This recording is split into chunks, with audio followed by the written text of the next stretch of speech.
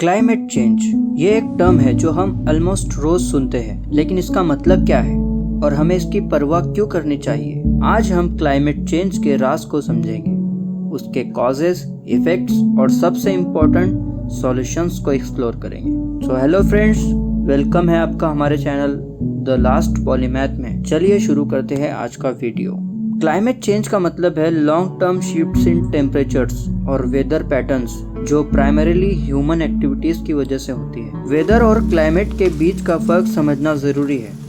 Weather short term होता है और climate long term average weather होता है। ग्लोबल वार्मिंग क्लाइमेट चेंज का एक की एस्पेक्ट है जो अर्थ के एवरेज टेम्परेचर के राइज को एक्सप्लेन करता है due to increased concentration of green house gases. Climate change natural factors की वजह से हो सकता है, जैसे वोल्केनिक इरप्शंस और वेरिएशंस इन सोलर रेडिएशन, लेकिन रिसेंट क्लाइमेट चेंज का प्राइमरी ड्राइवर ह्यूमन एक्टिविटी है। फॉसिल फ्यूल्स का burning for energy, deforestation, industrial processes और agricultural activities green house gases जैसे कार्बन डाइऑक्साइड और मीथेन को एटमॉस्फेयर में रिलीज करते हैं। ये ग्रीन हाउस गैसेस हीट को एटमॉस्फेयर में ट्रैप करती है, creating a green house effect. ये इफेक्ट नेचुरल और लाइफ के लिए ज़रूरी है, लेकिन ह्यूमन एक्टिविटीज़ ने इसे एम्पलीफाई कर दिया है, causing earth temperature to rise.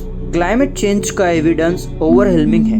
हम rising global temperatures, melting ice caps और ग्लेशियर्स और राइजिंग सी लेवल्स देख रहे हैं। एक्सट्रीम वेदर इवेंट्स जैसे ह्यूरिकेन्स, ड्रॉट्स और हीट वेव्स ज्यादा फ्रीक्वेंट और सीवियर हो रहे हैं। क्लाइमेट चेंज हमारे इन्वायरमेंट और बायोडाइवर्सिटी को इम्पैक्ट करता है, causing ocean acidification, loss of species और अल्टर्ड इकोसिस्टम्स। ह्यूमंस के लिए इफेक्ट्स में हेल्थ रिस्क, इकोनॉमिक इम्पैक्ट्स और डिस्प्लेसमेंट इंक्लूड है। ड्यू टू एक्सट्रीम वेदर और sea level rise, climate change food और वाटर सिक्योरिटी को थ्रेटन करता है, leading to potential conflicts over resources. अब बात करते हैं सॉल्यूशंस की।